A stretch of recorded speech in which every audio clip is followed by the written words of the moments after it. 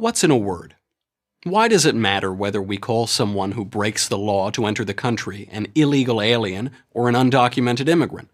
What's the difference between a Christmas tree and a holiday tree? It's just semantics, right? Yes. And no. It is just semantics, but semantics means the meaning of words. Words exist so that we might discriminate one thing from another. Without words, we have chaos. And it starts with the first words.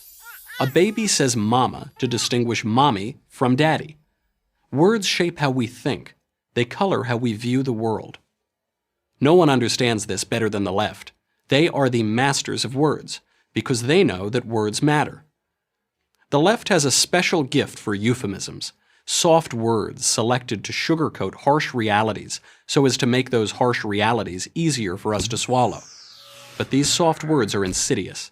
Their sole purpose is to deceive.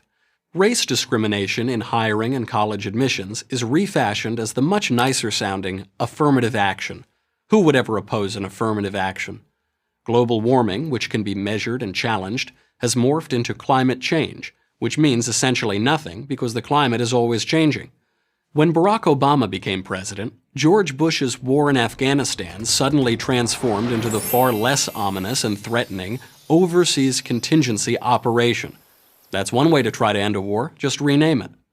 The examples are endless. There's a new euphemism every week. In the make-believe world of leftist language, young criminals have become justice-involved youth. Mandates and taxes are individual shared responsibility payments. Government spending becomes an investment. Wanting to keep more of your hard-earned money becomes greed. Taking more of someone else's money is them paying their fair share. Opposing a Democrat in the White House is obstruction. Opposing a Republican in the White House, resistance. In the name of diversity, the left enforces intellectual conformity. It censors opposing views in the name of tolerance, and it labels all non-left views hate speech. Consider the ongoing battle over pronouns, whether to call a man who thinks he's a woman he or she. Very few people in the country suffer from gender confusion, and we should have compassion for those who do.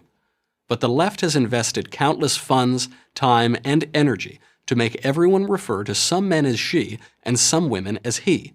Why? Is it because the left is so compassionate? Or is it more likely because so much of the left's cultural agenda is about blurring, even denying, the natural distinctions between men and women? Sometimes it's just an adjective that can change or even negate the entire meaning of the word it describes. Take social justice. Justice means getting what you deserve without favor. Social justice means getting what you don't deserve because you are favored. Here's one we hear a lot these days. My truth. Truth is reality regardless of any individual's feelings or perceptions.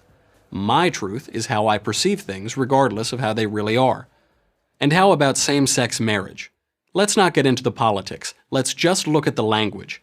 Throughout history, in every culture, marriage has been the union of husbands, men, and wives, women. Same-sex marriage is the union of men with men or women with women, but it is most certainly not the union of husbands and wives.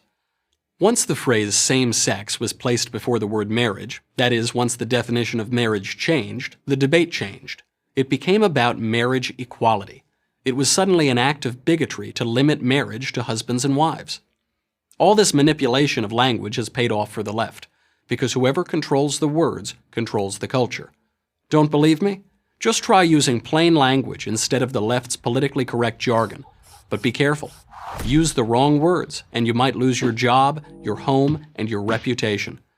The culture war is largely a war of words. Right now, the left is winning. You can see the consequences everywhere. In politics, in education, in media.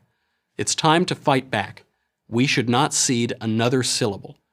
What's in a word? Everything. I'm Michael Knowles, host of The Michael Knowles Show for Prager University.